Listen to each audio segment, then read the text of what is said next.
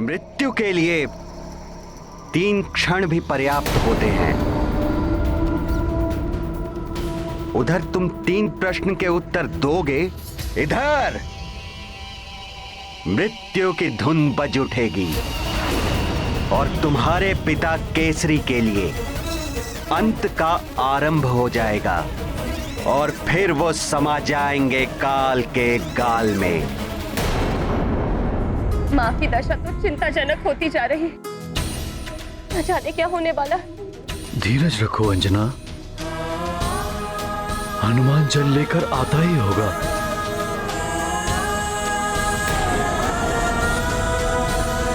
चल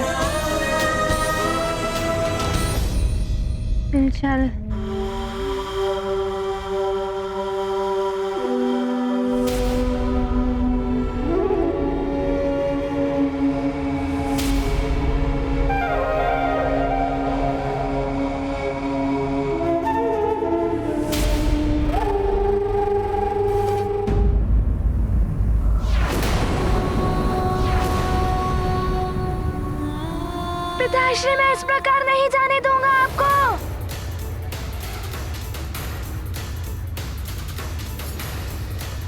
नानी, मेरा हाथ पकड़िए।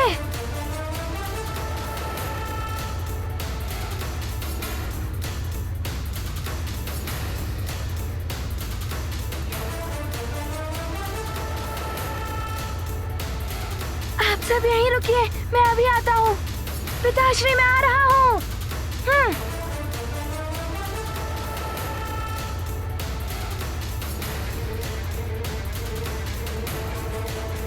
हनुमान! हनुमान!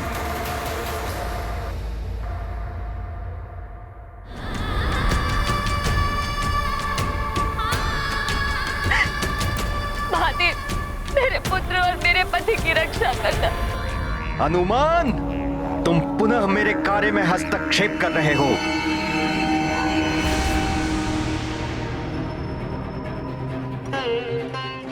महादेव, हम आपके तीर्थ की यात्रा के लिए निकले थे। यदि मेरे पुत्र और पति को कुछ हो गया तो मैं भी अपने प्राण त्याग दूंगी। आपको हमारी सहायता करनी ही होगी।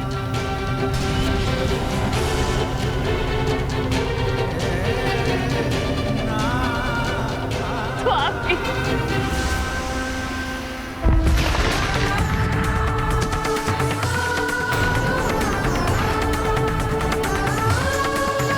पिताश्री,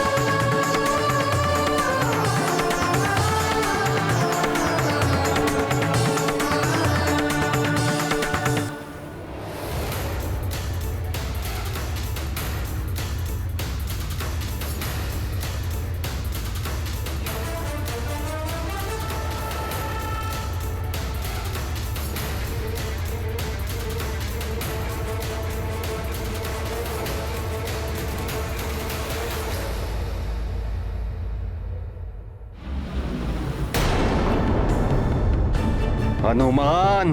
कालदेव, मैंने तो पूर्व ही कहा था कि हनुमान के रहते आप केसरी का कोई अहित नहीं कर सकते। दंड तो दूंगा मैं हनुमान को, और उसके लिए इस बार हनुमान को कहीं और उलझाए रखना होगा।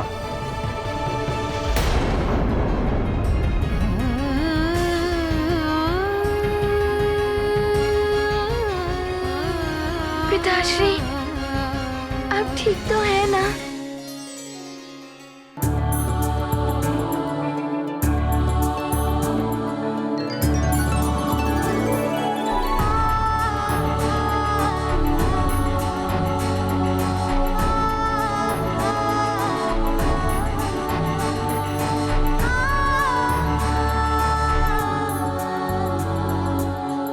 मेरे लाल।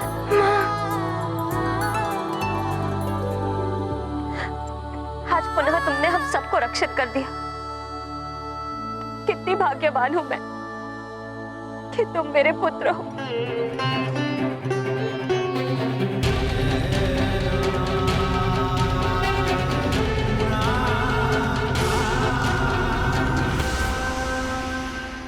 माँ,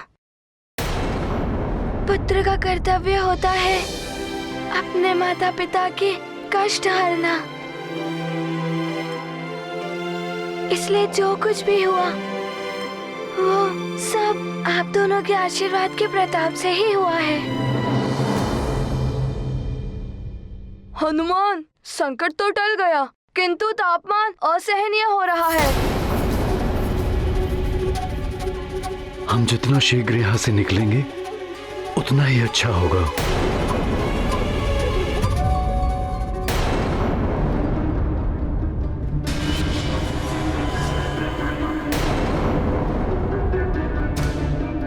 रुकिए पिताश्री।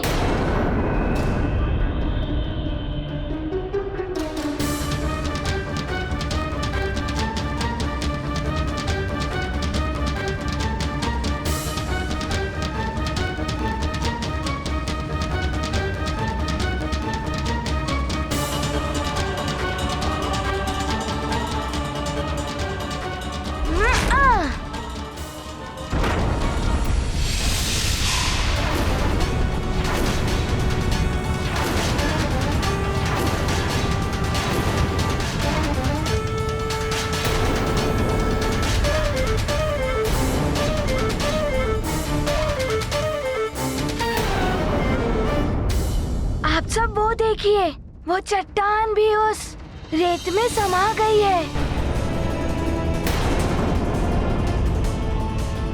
इस मार्ग से आगे बढ़ना अनर्थकारी हो सकता है।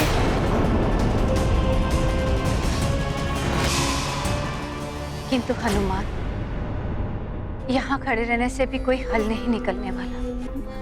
हमें आगे बढ़ना ही होगा। हनुमान, इस क्षेत्र को तुम हमें उड़ाकर पार करवा सकते हो ना? मित्रों, तीर्थ यात्रा पद यात्रा से ही करनी चाहिए, तभी अधिक फलदायी होती है। किंतु फिर हम आगे जाएंगे कैसे?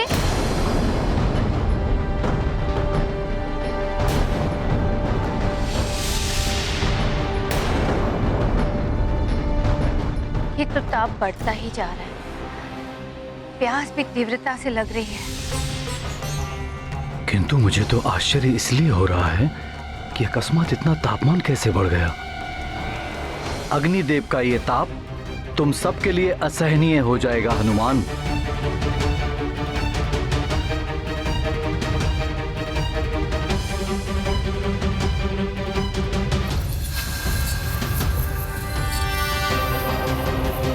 तापमान बढ़ेगा, प्यास बढ़ेगी, और जब सब प्यास से व्याकुल हो उठेंगे, हनुमान को जल के लिए जाना ही होगा। और जैसे हुआ हनुमान केसरी से दूर, मृत्यु होगी केसरी के समीप। बहुत प्यास लग रही है, कोई जल ला दो। जल, जल।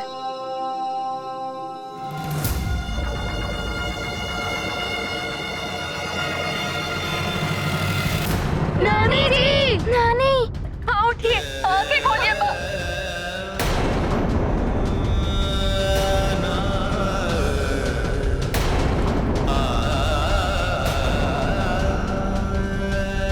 तापमान असहाय होता जा रहा है। यदि शीघ्र जल न मिला तो न जाने क्या होगा। क्या करूं मैं? पिताश्री को छोड़कर भी नहीं जा सकता, किंतु जल के बिना सबकी दशा दारुण होती जा रही है। पिताश्री,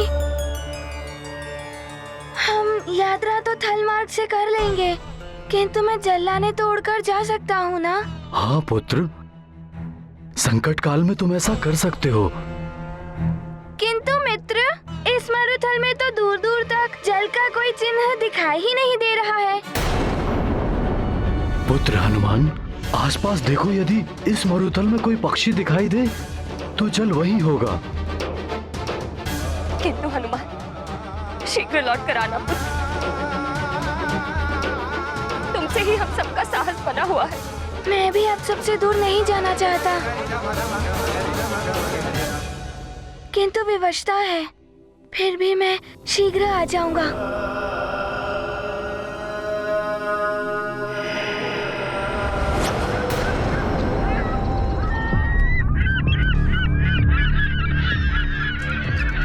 वो देखो, वहाँ पे पक्षी दिखाई दे रहे हैं।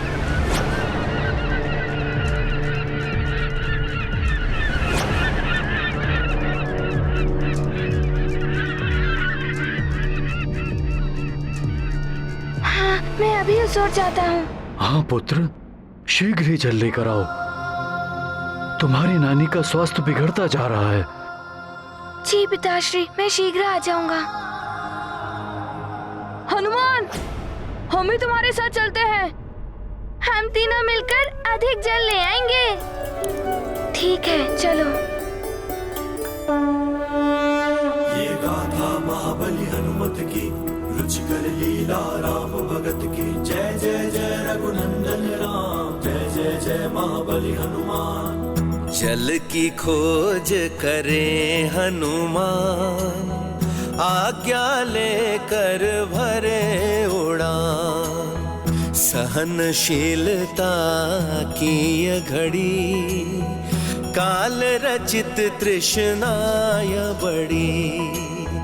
तीरथ व्रत है परम तपस्या, प्यास भूख है धर्म परीक्षा। मंगल भवन अमंगल हारी, हनुमत रक्षक जगत सुखारी। ये गाथा महाबली हनुमत की, रुचिकर लीला राम भगत की। जय जय जय रघुनंदन राम, जय जय जय महाबली हनुमान। हनुमान, यहाँ पर सरोवर दिखाई दे रहा है।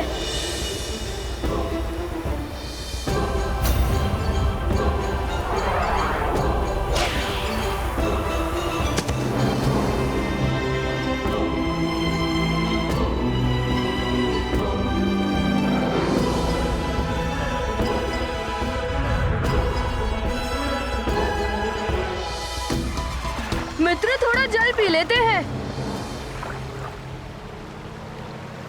ठहरो।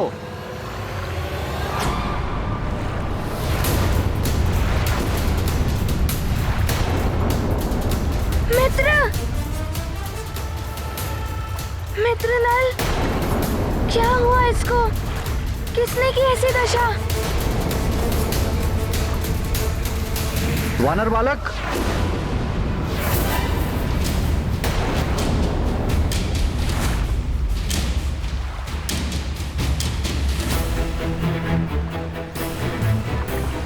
प्रणाम ऋषिवर। क्या आपने ही मेरे मित्र की ऐसी दशा की है? हाँ, मेरी चेतावनी के पश्चात भी तुम्हारे साथी ने जल का स्पर्श किया। मेरे प्रश्न का उत्तर दिए बिना जो भी इस जल का स्पर्श करता है, उसकी यही दशा होती है।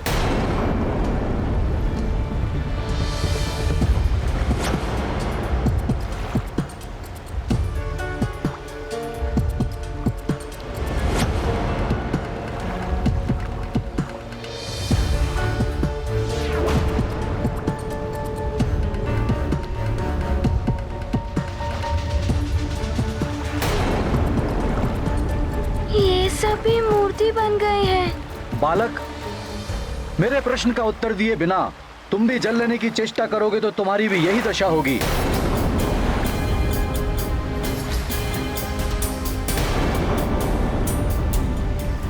क्या सोच रहे हो? यदि प्रश्न हल करोगे तो तुम्हें तुम्हारा ये मित्र वापस मिल सकता है बालक, अन्यथा रिक्त हाथ ही लौट जाओ। समय अल्प है, नल को भी वापस पाना है, जल भी चाहिए। इनकी बात माननी ही पड़ेगी। किंतु ऋषिवर, यदि मैंने आपके प्रश्नों का उचित उत्तर दे दिया तो मेरे मित्र नल को नया जीवन दान मिल जाएगा और सारे पशु पक्षियों को भी। हाँ, हो सकता है।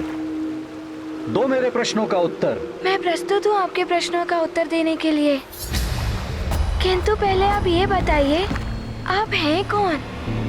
मुझे आपका स्वर परिचित सा लग रहा है। मैं कौन हूँ ये महत्वपूर्ण नहीं है बानर बालक। महत्वपूर्ण है तुम्हारे इस मित्र का जीवन, महत्वपूर्ण है ये जीवनदायी जल। बोलो, क्या चाहते हो? ऋषिवर, मेरी नानी और सब जल के बिना बहुत कष्ट में होंगे। आपको जो पूछना है शीघ्र पूछिए। पुनः विचार कर लो बालक। मैं तुमसे 3 प्रश्न पूछूंगा। यदि एक का भी उत्तर त्रुटिपूर्ण रहा तो तुम भी इन सब की भांति पत्थर की मूर्ति बन जाओगे। बताओ, स्वीकार है?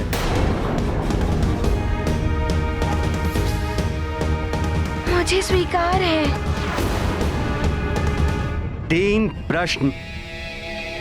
हनुमान, तुम 3 प्रश्न के उत्तर दे दोगे, किंतु मृत्यु के लिए 3 क्षण भी पर्याप्त होते हैं।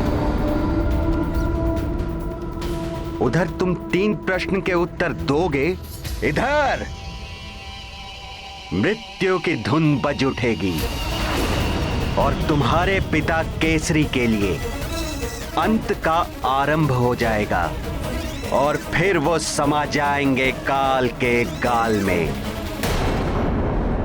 माँ की दशा तो चिंताजनक होती जा रही है।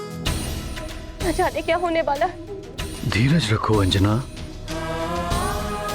हनुमान जल लेकर आता ही होगा।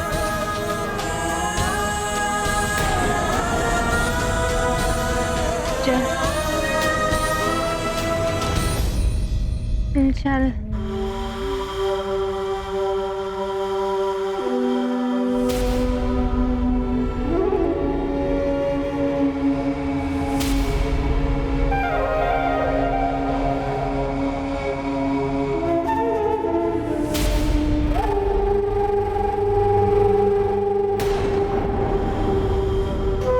ये ध्वनि कैसी?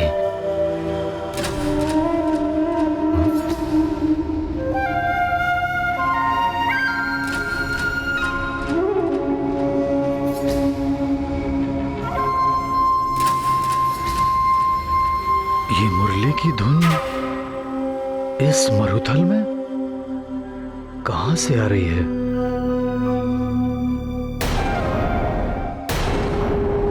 क्या हुआ स्वामी? क्या देख रहे हैं? ये मुरली की धुन, न जाने इस मरुथल में मुरली बजाने वाला कौन आ गया?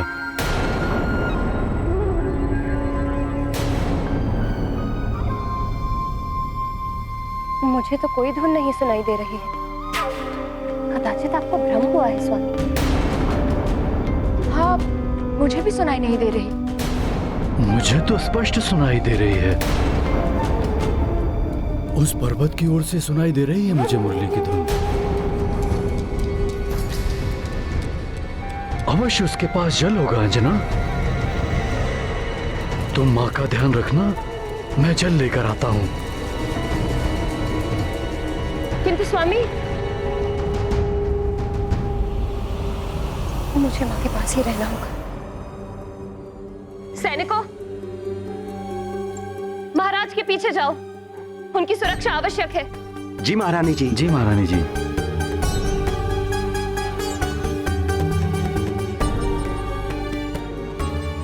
अब तक तो हमारे मित्र हनुमान को आ जाना चाहिए था। ना जाने कहाँ रह गया हनुमान।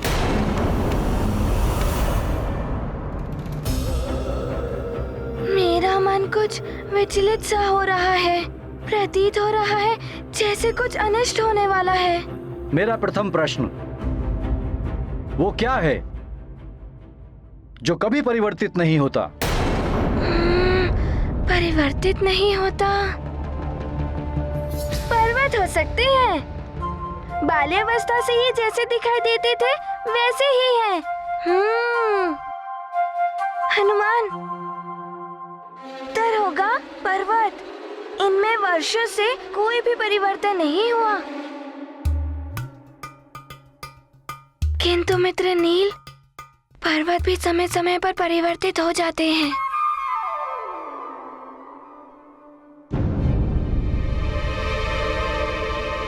जो अगोचर है अर्थात दिखाई नहीं देता किंतु सदा स्थित रहता है, वो है सत्य। सत्य कभी परिवर्तित नहीं होता पुत्र। ऋषिवर, मेरा उत्तर है सत्य। सत्य कभी परिवर्तित नहीं होता। उचित उत्तर बालक।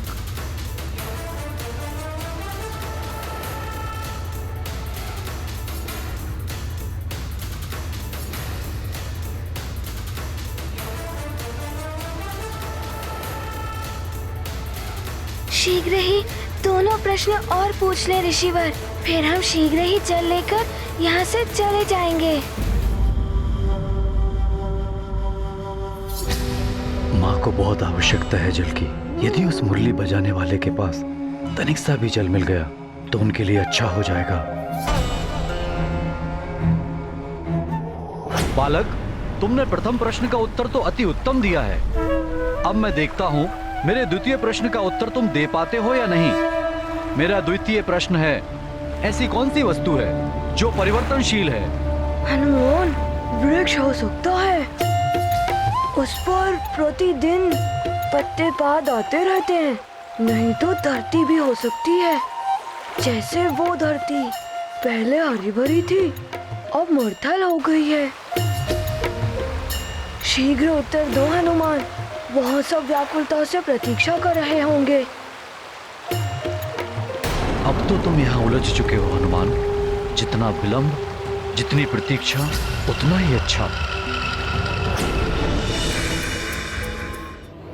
समय, ऋषिवर, समय समय कभी एक सा नहीं रहता, नित्य परिवर्तित होता ही रहता है।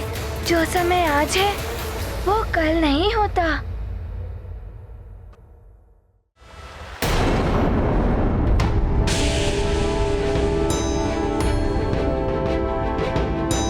क्या हुआ ऋषिवर, शीघ्र बताइए, मैंने उचित उत्तर दिया कि नहीं?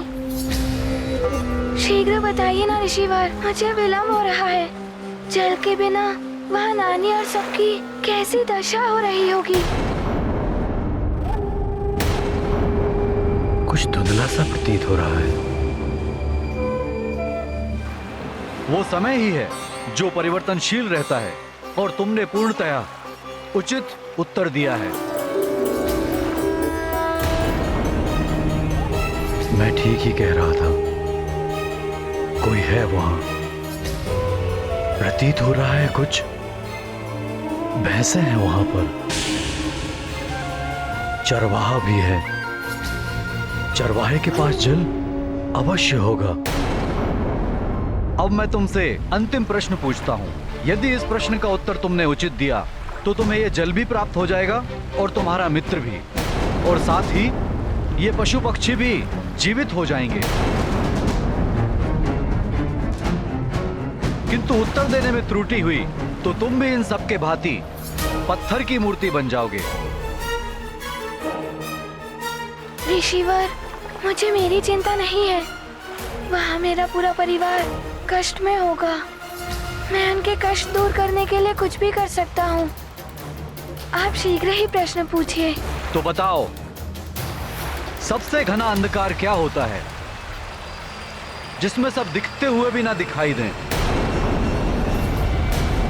सबसे घना अंधकार, ये तो बड़ा ही विचित्र प्रश्न पूछ लिया ऋषिवर ने। अंधकार दिखते हुए भी ना दिखाई दे। अमावस्या की रात ही तो उत्तर नहीं। मेरी तो बुद्धि ही नहीं चल रही है। अब कहीं तुम मूर्ति न बन जाओ, बड़ा ही अनर्थ हो जाएगा। तुम उत्तर दोगे बालक?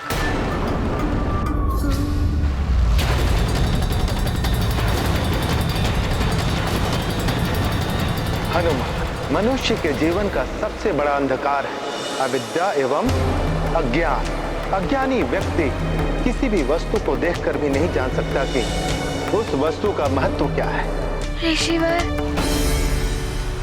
अविद्या एवं अज्ञान ये सबसे बड़ा अंधकार होता है।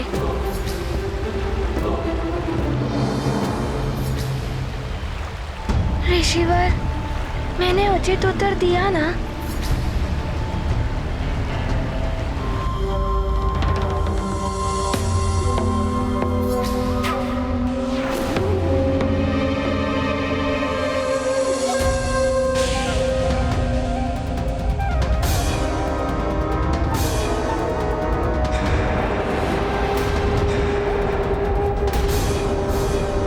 ये संपूर्ण क्षेत्र तो वैसा ही प्रतीत हो रहा है जैसा हनुमान ने अपने स्वप्न में देखा था। सामने वही संकरा मार्ग, एक और खाई, एक और पर्वत, और ये जंगली भैंसें। कहीं हनुमान का स्वप्न सत्य तो नहीं होने वाला है?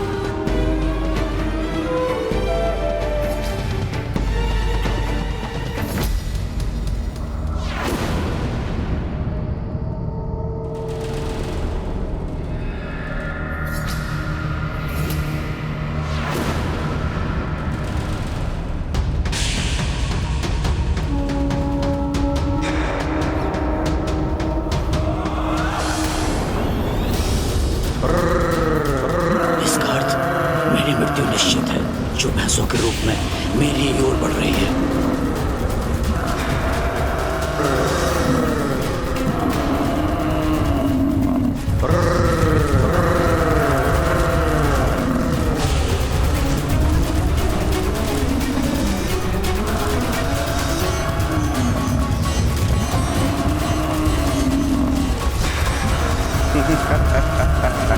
कहीं हनुमान का स्वप्न सत्य तो नहीं होने वाला है? ऋषिवर, मुझे मेरे परिवार की चिंता हो रही है। शीघ्र बताइए ना, मेरा उत्तर उचित है ना? बालक, तुम्हारा उत्तर उचित है।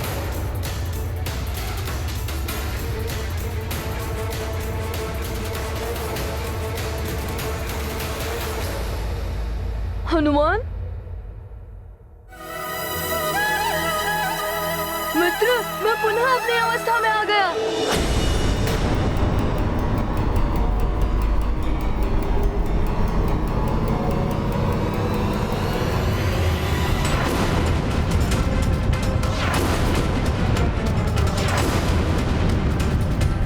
प्रणाम चित्रगुप्त जी।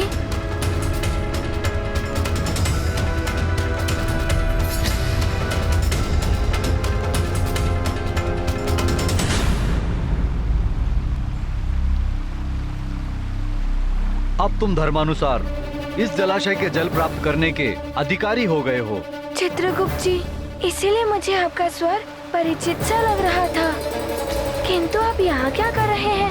आप तो यमलोक में प्राणियों के पाप पुण्य का लेखा जोखा करते हैं, फिर आप ये क्यों कर रहे हैं? हनुमान, पाप पुण्य के अनुसार दंड या पुरस्कार प्रदान करने में, सहायता करने में मेरा एवं समस्त अन्य देवताओं का भी कर्तव्य होता है। इसलिए मैं जो भी कर रहा था, मात्र कालदेव की आज्ञा का पालन ही कर रहा था। कालदेव की आज्ञा का पालन?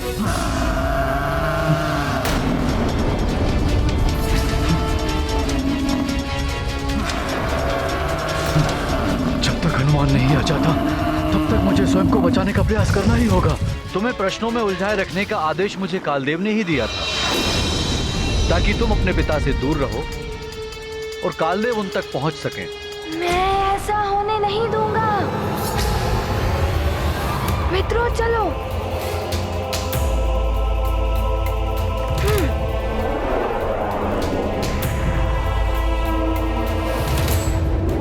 शीघ्र चलो।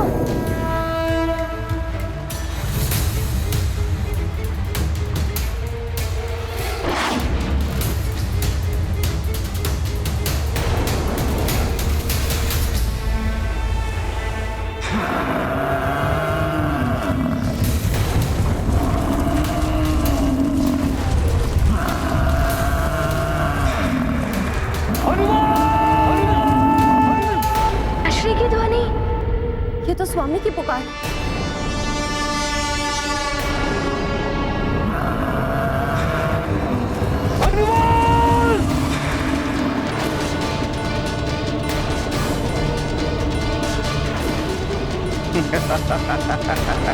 हनुमान! ये तो ठीक वैसा ही दृश्य है जैसा मैंने स्वप्न में देखा था।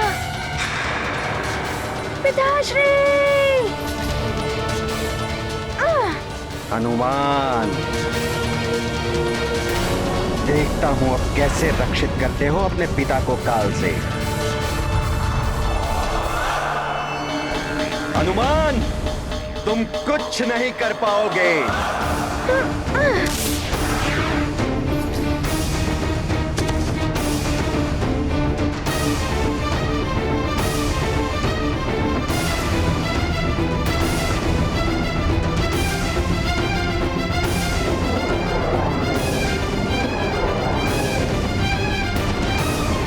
पिताश्री, मैं आ रहा हूँ।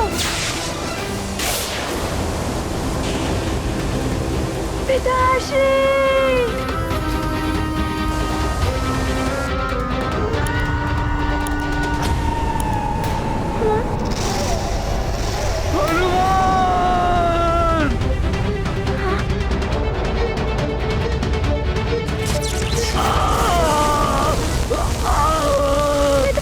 कालदेव! नहीं कालदेव, छोड़ दीजिए पिताश्री को। कालदेव!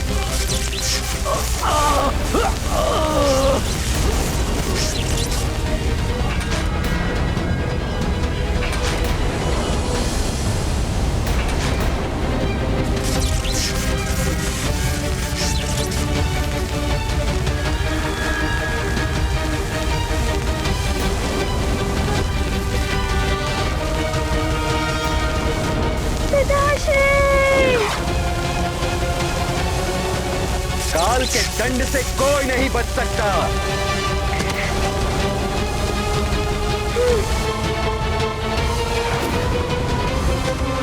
पिताश्री!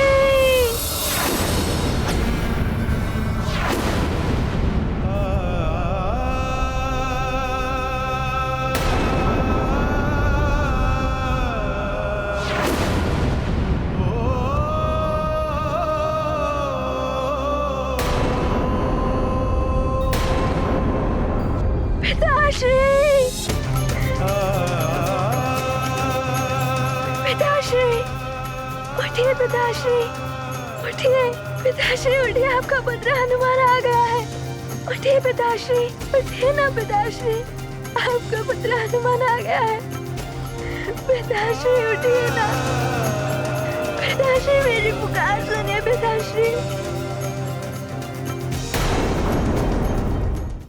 उठिए पिताश्री, पिताश्री। हनुमान,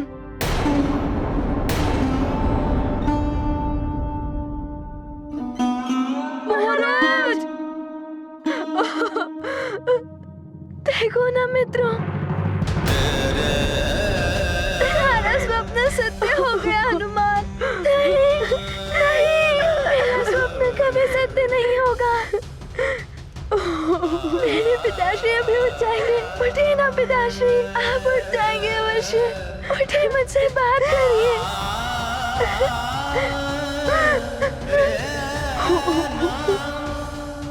उठिए पिताश्री, उठिए। महाराज, क्या हुआ महाराज को?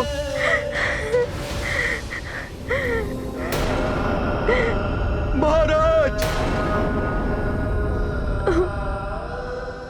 ये तो अनर्थ हो गया युवराज। बहुत बड़ा अनर्थ हो गया। नहीं, पिताश्री को कुछ नहीं हुआ है। वो अभी उठेंगे, मुझसे बात करेंगे। उठिए पिताश्री, अपने नेत्र खोलिए। कालदेव, आप ऐसा नहीं कर सकते।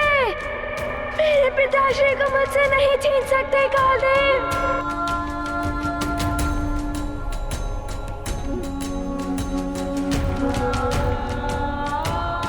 पिताश्री, आपको मेरी करुण पुकार सुननी ही होगी। पिताश्री उठिए ना। हनुमान मेरे पुत्र, उठिए ना पिताश्री, आप उठ जाएंगे अवश्य। हनुमान, एक बालक को उसके पिता से दूर मत कीजिए। मुझे जाने दीजिए कालदेव। कालदेव, मेरा हनुमान रो रहा है। एक बालक को उसके पिता से दूर मत कीजिए। मुझे जाने दीजिए कालदेव। हनुमान, पिताश्री उठिए। पिताश्री, हनुमान मेरे पुत्र।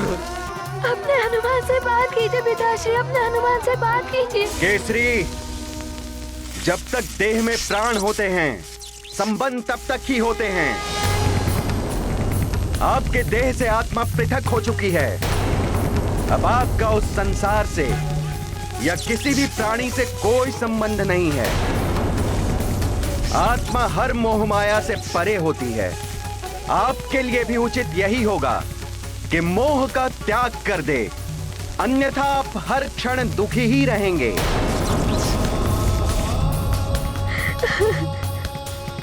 मेरे पुत्र के नेत्रों से बहते हुए अश्रु देखिए। उसके दुख से भरी हुई करुण पुकार सुनिए। पिताश्री, मेरी पुकार सुनिए पिताश्री। ये दृश्य देखकर चट्टान का हृदय भी द्रवित हो उठेगा। और आप कहते हैं कि मैं मोह त्याग दूं। केसरी, अब आपके दैहिक एवं भौतिक संबंध समाप्त हो चुके हैं। अब आप ना तो किसी के पिता हैं, ना ही कोई आपका पुत्र। हनुमान, पिताश्री उठिए। हनुमान मेरे पुत्र। मेरे अपराध का दंड मेरे पिता को मिल रहा है। कालदेव, आप तो देवता हैं, आप ऐसा अनर्थ नहीं कर सकते। पिताश्री, आप अपने पुत्र को छोड़ के नहीं जा सकते। उठिए, गले लगा लीजिए पिताश्री मुझे। लौट आइए वापस पिताश्री।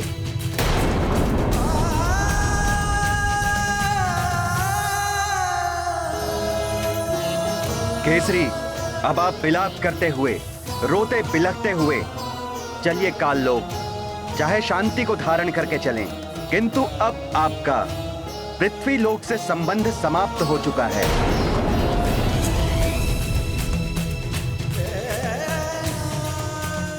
पुत्र हनुमान। कालदेव, क्या मेरा दंड इतना बड़ा था जो आपने मेरे पिताश्री के प्राण ही हर लिए? मैं मेरे पिताश्री के बिना नहीं रह पाऊंगा। पिताश्री उठिए, लौट आइए पिताश्री। पिताश्री,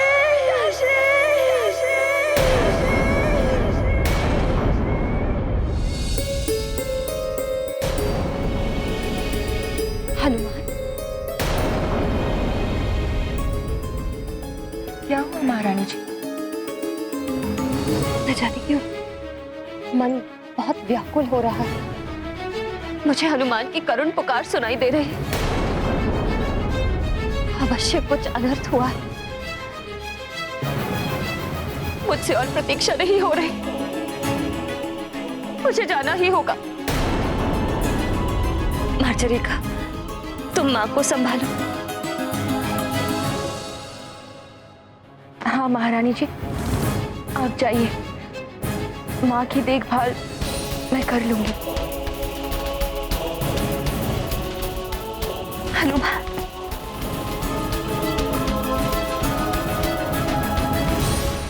पिताश्री, नेत्र खोलिए पिताश्री।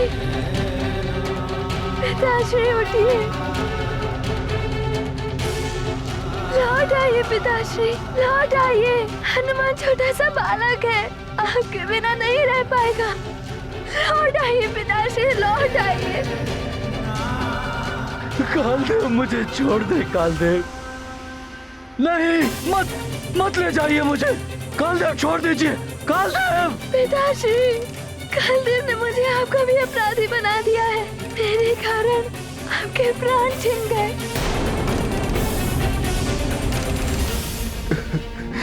महाराज,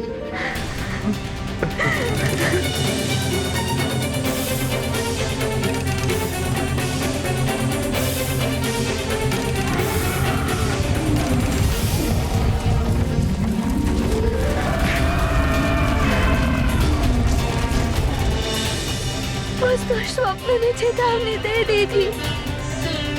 मातंगी जी ने भी सावधान रहने को कह दिया था, किंतु मैं असफल रहा। लौट आइए पिताश्री, लौट आइए, लौट आइए पिताश्री, लौट आइए।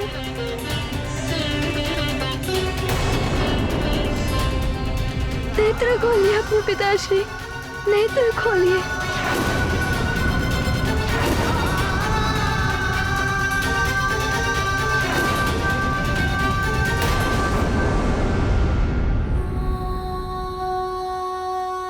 स्वामी, माँ, देखिए ना पिताश्री नेत्र नहीं खोल रहे हैं। देखिए ना माँ, पिताश्री को कहिए नेत्र खोले। स्वामी, स्वामी, स्वामी, स्वामी।